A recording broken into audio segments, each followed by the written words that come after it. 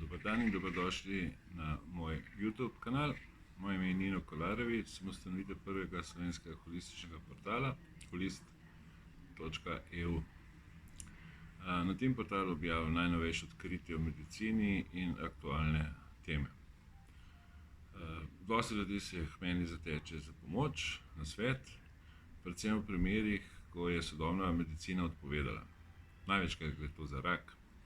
In moram se pohvaliti, da dosti ljudi, bolnih, ki so obrnili k meni na pomoč, so imeli zelo pozitivne rezultate.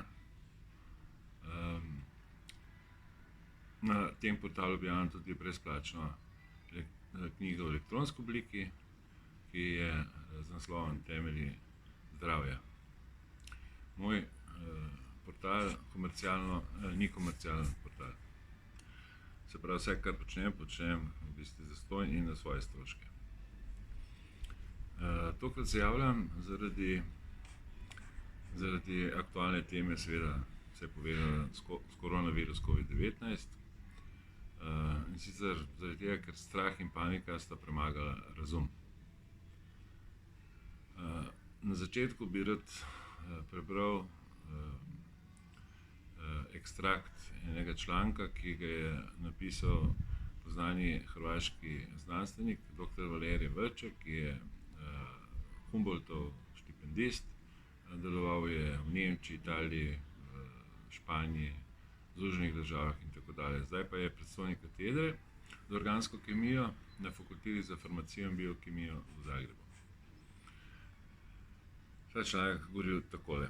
Vse pogosteje nastopajo vrhunski znanstveniki, ki menijo, da je epidemija koronavirusa COVID-19 napihnjen balon, panična pandemija in ad hoc ukrepe kriznega štaba vidijo kot državno avtodestrukcijo in kolektivni samomor.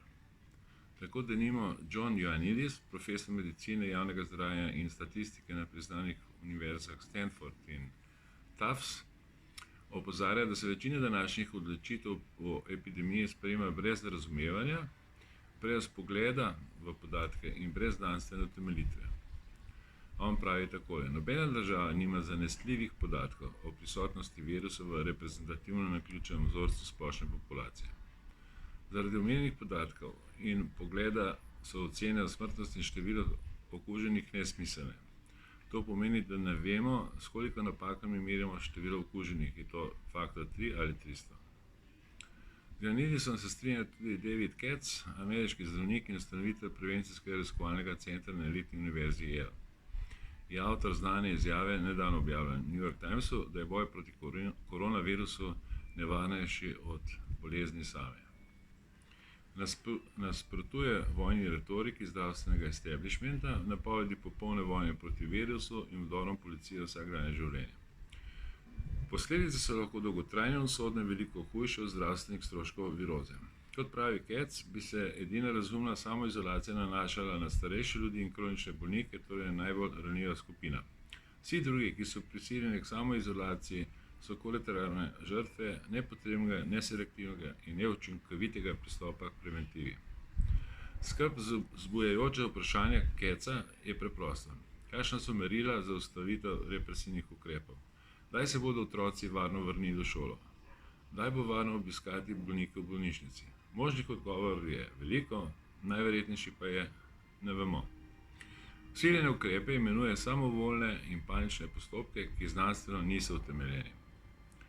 Proti tej nesmiselni paralizi so se oglasili še Michael Osterholm, ameriški profesor infektologije na univerzi v Minnesoti, Frank Ulrich Montgomery, nemški radiolog, predsednik Nemškega zdravniškega združenja in predsednik Svetovnega zdravniškega združenja VMA, Pietro Vernazza, švicarski profesor infektologije na kliniki St. Gallen, Joram Las, izraelski zdravnik in nekdanji izraelski minister za zdravje, Joel Kettner, kanadski profesor za javno zdravje na univerzi v Manitobi in nekdanji direktor Mednarodnega centra za nalezljive bolezni. Torej, lahko vidimo, da je kar večje število, kasneje boste izvedeli še za druge, se odločno upirajo vsem tem dogajanjem v zadnjih mesecih. Tudi sam moram priznati, da sem že dolgo skeptik glede cele teorije virusov. In seveda posledično tudi dvomim o uspešnosti cepiv. Zakaj? Pri svojem delu sem naletel na nemškega virologa Štefana Lanka. Štefan Lanka je edini znanstvenik do zdaj, ki mu je uspelo nek virus izolirati. In sicer nenevaren virus, ki ga je našel v morski vodi. Vemo, da je tam ogromno število virusov. On trdi tudi, da človeku škodljivi virusi ne obstajajo. Saj nihče do zdaj ni noben virus izoliral, se pravi od teh škodljivih virusov. Pred leti je zato razpisal nagrado 100.000 evrov, ki je dobi tisti, ki bo znanstveno dokazal obstoj virusa ošpic. In nekega dne je prišel potrkal njegova vrata nek bolničar iz Nemčije, Bardens se opiše, in je s sabo prinesel nakupe tovrstne literature in zahteval to nagrado. Seveda mu Lanka tega ni mislil podariti, zato se je ta obrnil na sodišče in sprožil sodni postopek proti Štefanu Lanki. Zanimivo, da je na prvem sodišču Bardens sodbo tudi dobil.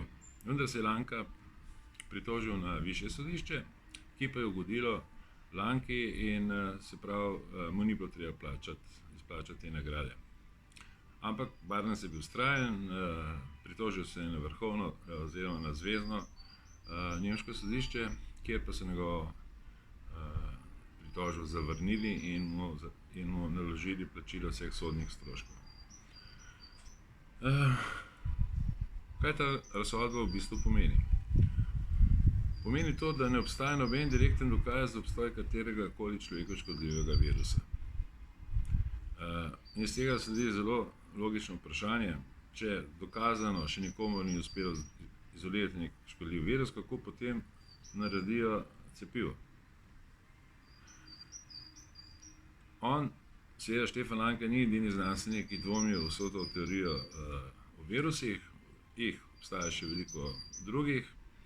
Kot sem že prej rekel, bomo za nekatere slišali tudi kasneje. Zakaj? Človek to vzajemno ni prišel iz vesolja, ampak je produkt evolucije. Tako kot vse živali in rastline se je tudi človek razvil iz najbolj primitivne oblike življenja, ki je nastala pred približno 3,5 milijardami let. Torej, v vsej tej dobi evolucije so se vse živali, rastline in tako dalje, so živeli v sožitju z bakterijami, virusi in drugimi mikroorganizmi. Včasih nekateri škodljivi zmagajo, ampak to so le redke epizode. Mi kot človeštvo, kot človek, kot posameznik, mislimo, da smo res, saj smo na koncu vrhunski izdelek te evolucije, ampak če pogledamo malo drugače, smo mi samo gostitelji bakterijam. Kajti na naši koži, se pravi na naši površini in znotraj samega telesa je več bakterij, kot imamo celic. In te bakterije skrbijo za naš imunski sistem. Strokovnjaki pravijo, 80-90% imunskega sistema so te bakterije, kajti one zdržujejo neko ravnovesje med dobrim človeku koristnimi in človeku nekoristnimi bakterijami. Poleg tega so aktivne, sodelujejo pri razgradnji hrane, ki jo zaužijemo. Brez njih ne bi mogli uporabiti nekatere vitamine, ker jih te bakterije sintetizirajo, pa tudi nekateri minerali se ne bi mogli absorbirati brez delovanja bakterij. Vsa ta situacija okoli COVID-19 me zelo spominja na tisto bolezen, ki naj bi pomenila kugo 20. stoletja, in sicer AIDS oziroma HIV. Če opustimo ob strani, da sta pač HIV odkrila istočasno Američan Robert Gallo in Francoz Luc Montagnier. Luc Montagnier, moram poudariti, da je kasneje ovrgal teorijo o HIV-u kot povzročitelju AIDS-a. AIDS je v bistvu zelo stara bolezen, saj jo poznajo še iz 19. stoletja, oziroma 20. stoletja, ko so ljudje množično kadili opij. Ta opij je, tisti, ki so res veliko tega zaužili, je njihov imunski sistem popolnoma zatrl. In v bistvu je AIDS ta bolezen, ko imunski sistem ne vzdrži več vseh teh bolezni, ki jih je človek takrat dobil. Med AIDS spada nekih 20-22 različnih bolezni, ki so sicer posebno normalne bolezni, ampak če ima tak oboleli v sebi virus HIV, potem je to AIDS, če pa nima, je pa pač ena izmed teh bolezni. Seveda Robert Gallo kasneje, ki je postal glavni general bitke proti AIDS-u, je na koncu videl, da ta teorija ni ravno najboljša, zato je spremenil kriterije za to bolezen in dovolj je bilo, da je imel človek v sebi protitelesce na HIV. Se pravi, ni bilo treba imeti HIV-a, če je imel protitelesce ene izmed teh 20-22 bolezni, so razglasili, da ima AIDS. Napovedi takrat so bile katastrofalne, takrat sem jaz bil mlad človek, seveda seksualno zelo aktiven, in takrat je nastala panika. Na koncu se je skazalo, da je bila ta panika netočna. Projekcije so bile, da bo ta bolezen eksponencialno naraščala, se pravi geometrijsko. To se ni zgodilo. Uradni podatki pravijo tako, da je do zdaj za AIDS umrlo 30 milijonov ljudi, se pravi v 40 letih 30 milijonov, naj bi bilo pa bolnih še nekih 35.000 ljudi. Torej, zakaj ta uvod glede AIDS-a? Zaradi tega, ker je bilo dovolj, če je imel človek oboleli sebi ta počasni virus HIV, kasneje celo samo protitelesce. In zdaj, če to prenesemo v današnjo situacijo, poslušamo vsak dan, koliko ljudi umre od COVID-19, kar je seveda nesmisel. To je nesmisel, ljudje umirajo, predvsem so to starejši ljudje, ki so imeli ogromno drugih zdravstvenih težav.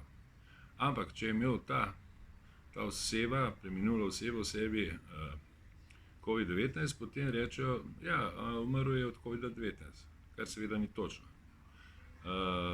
Neki priznani nemški patolog je to opisal takole. Patolog mora ugotoviti vzrok bolezni preminulega. Če je sum, da je ta oseba umrla od nekega virusa, da je bil to glavni razlog za smrt, potem moramo mi to raziskati in dokazati. Za tako početje potrebujemo najmanj en teden časa. Danes pa poslušamo medije, ki reče, 3 so še umrli za COVID-om, 5 jih je umrli, 100 jih je umrli in tako dalje. Se pravi, mediji razlagajo, od česa je nekdo umrl, ne pa stroka. In tukaj je problem, sploh pri tej pandemiji COVID-a, kjer stroka v bistvu sploh ni odločujoča, ampak so povsem drugi dejavniki. Človek zboli predvsem zaradi izgube imunitete. vemo, da gripa in druge bolezni, ki so značilne za zimsko obdobje, nastanejo predvsem zaradi tega, ker smo poleti zunaj, se gibljamo veliko na soncu, na svežem zraku, imamo na razpolago takrat sveže sadje, svežo zelenjavo in tako dalje. In potem, ko pridejo pozni jesenski dnevi, je sonca vedno manj močno, ljudje se vse manj zadržujemo zunaj in vse bolj v zaprtih prostorih.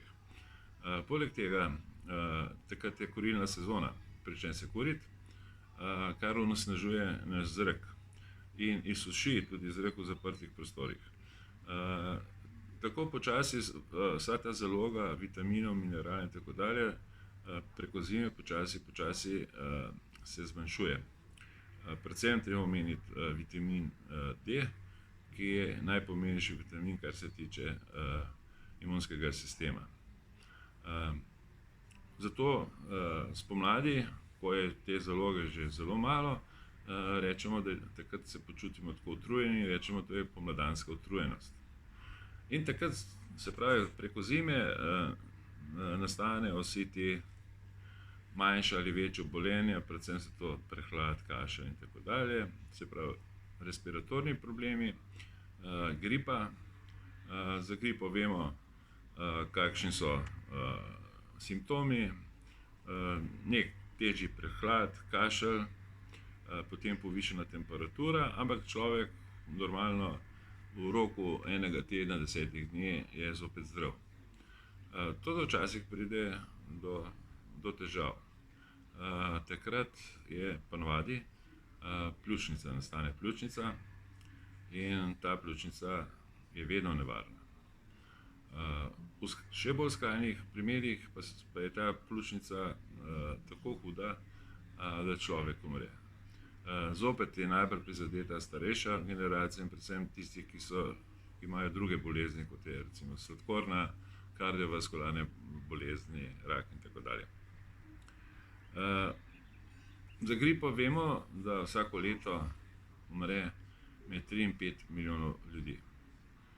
Čeprav je njena smrtnost dokaj majhna, 1 promila ali 0,1% vseh obolelih, kar pomeni od 1000 obolelih 1 oseba umre. Poznamo pa neki faktor, ki označuje nalezljivost neke bolezni, se pravi, če sem jaz inficiran, koliko ljudi v povprečju bi okužil. Ta faktor se označuje z majhnim R in 0 in pri gripi je ta faktor med 1 in 1,5. Dočim pri COVID-19 je ta faktor bistveno višji, je med 2,5 in 3,5. Torej je bolj nalezljiv od gripe in to, kar so zdravniki ves čas govorili, to ni gripa, je to tudi res, to ni gripa.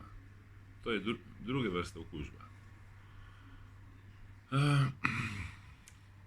Sam podatek, prejšnje leto je v Sloveniji za gripo umrlo 160 oseb, v Ameriki pa je do meseca marca umrlo že 22.000 oseb za gripo.